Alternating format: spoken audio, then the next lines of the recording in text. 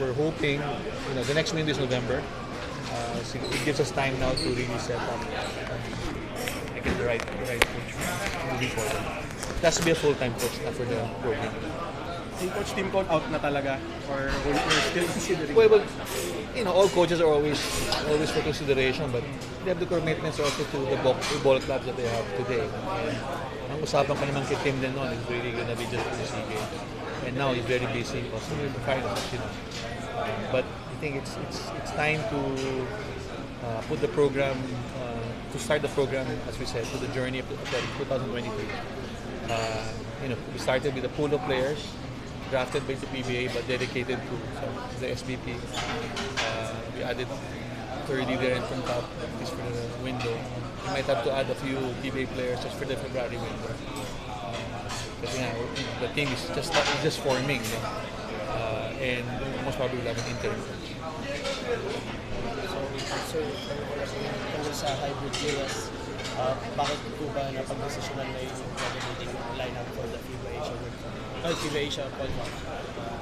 Well, actually, we wanted to start the program na. Kaya in coordination also with the PBA, that's why the drafting was 5 players were drafted, but meron silang other teams, but they were dedicated to the SBP, diba? So yun ang magiging din. So we added 30, we added Punta, part of the pool. 7 pa lang yun. So kaya nga I'm saying, we'll have to augment it with some PBA players. I mean, for the February window. Most probably also for the November window. But we want to make sure that, again, from a MVP, from a Meralco governor position in the PBA board, nakita ko yung medyo disruption yan ang nangyari sa PBA. The sacrifice that the PBA has to do to adjust the World Cup schedule, to the SEA Games schedule. Kailan kayo nakakita ng third conference ng finals, January, the following year. Diba? Itong nangyayari ngayon. So, nai-impact din talaga ng PBA. So, although they're very helpful and I'm very grateful for that. They're very committed to the Gilas program. Kaya this is our way of really, building up the PBA, but at the same time building up the Gilas.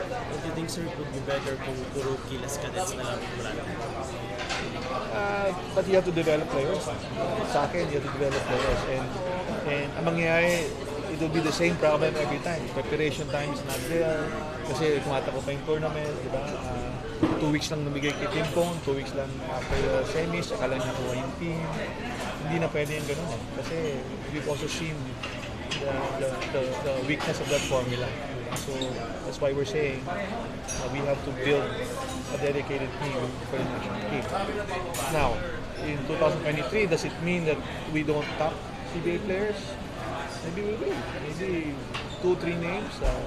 How can you not consider a Jurma, for example, for 2023? Ilang taon siya ngayon? 28? At that time, 31, that's his peak of his career. So how can you not consider a 5-time MVP or maybe 6-time after this year? He's a 6-time MVP of the league. We need his size, we need his experience. He's been to the World Cup twice. Again, I'm not the coach, but from a concept point of view, you have to consider players like that for the World Cup.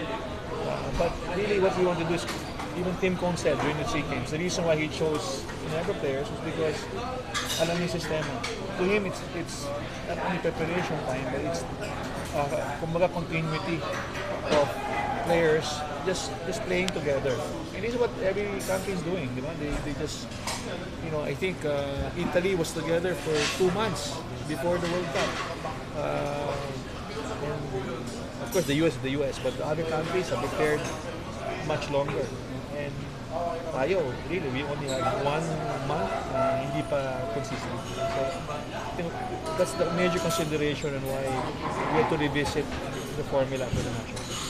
Any names po, sir, na idadagdag na for the Gilas team? Wala pa. We're finalizing that now.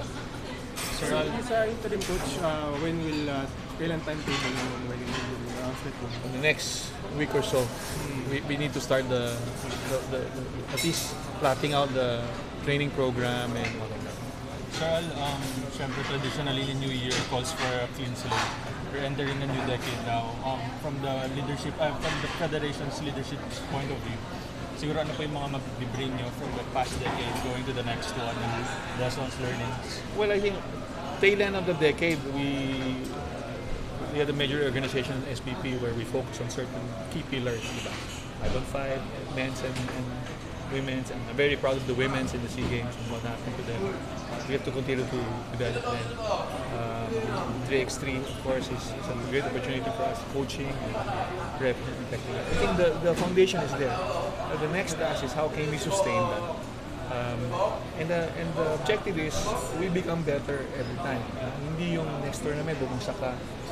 Dapat yun every tournament, you see improvement. And I think that's objective to the SBP now. I think the pillars are there. It's really now how can we develop it, how can we sustain it, how can we improve it every time.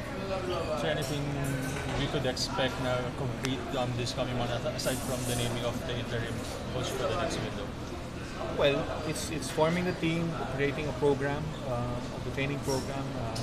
There are discussions of bringing this core team to the US for some training, in preparation for the windows. So ongoing yan. It will be an ongoing training more for player development also, and then also of course coaching. Sir, all of that for January? Well, maybe not completely because it's very tight now, but really for if you look at the November window, then we have more time to develop this program. Sir, so it's safe to say we're going to Philippines in all of the windows. How about the status of Andre and the next naturalization? Well, Andre, I think Andre he's helped us a lot in the past. I think it's time to move on with him. We have to do. My objective is to have maybe 2-3 names as a pool naman for naturalized players, so that we also lessen the risk of maybe injury. Meron tayong backup. So that's a process also. We're finalizing the lineup, we're finalizing the naturalized players, finalizing also the coaches. So yun yung mga task at hand now that we're doing. But I mean, for this first window, I think we'll have to take a look at. We only have 2 naturalized players today, it's Stanley and Christian. So maybe their names will be put there. Sir, you mentioned this sa women's, you're really proud of the strides there very much. The past month. Sir, ano po yung anything din concrete that we could expect for the women's game? Kasi clamor nila after the SEA Games, sana it open up. Sariling tournament. Yes, sir. Well, that's something we need to maybe plan. I'd like to sit down with Panlilio and his thoughts about it. Because the only way that it's not only the local, they also develop a program to improve themselves by going out also and getting training. So maybe we follow the path of the men's. How we can develop women's also as another pillar. That's why I put those program directors para may focus, diba? 5-on-5 may focus, men's, women's, and 3x3, men's, women's. Meron din ako youth coach in Sandy because that's going to be your pipeline then to your elite team. So para meron din continuity yung youth to the senior team. Sir, on the cadet side, may mga possible names pa tayo na nag-collegiate amateur. Well, right now it's just the 5 plus 30 and Tungkap. We finalize that list pa. There's a big list, of course, if you looking at who are the players potentially in the future. You talk about Kobe, you talk about the brothers from UP De Leano brothers. These are names that really they can be part of the pool, moving forward as the youth that's coming into the pool. How about Kai Soto? Of course. Kai Soto, AJ Edu. I'm hearing this past day galing Merino, Sage Tolentino. We'll talk to him.